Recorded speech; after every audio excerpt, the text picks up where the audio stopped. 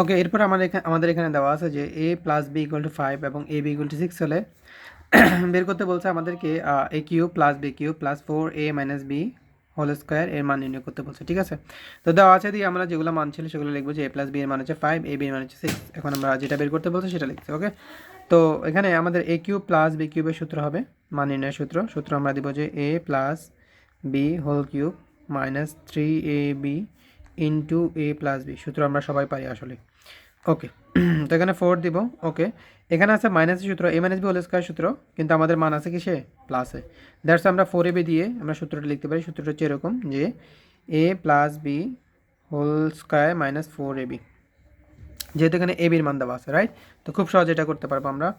তাহলে এখানে আমাদের a প্লাস বি এর মান হচ্ছে 5, তাহলে 5 হোল কিউব মাইনাস 3, a বির মান হচ্ছে 6, তাহলে a বির জায়গায় 6 লিখবো into into a minus a plus B এর মান হচ্ছে 5, তাহলে এখানে আমরা 5 লিখবো। ওকে, প্লাস এখানে হচ্ছে আমাদের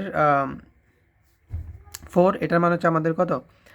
এটার মান হচ্ছে যে আমাদের, এখানে আমরা একটু সেকেন্ড ব্র্যাকেট দিয়ে নিই, তাহলে একসাথে হয়ে যাবে।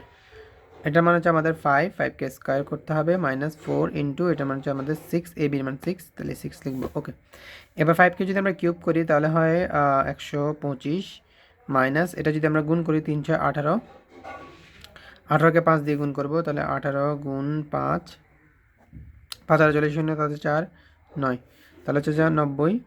এপাশে হচ্ছে যে 4 ইন্টু 5 5 25 মাইনাস আর 4 6 24।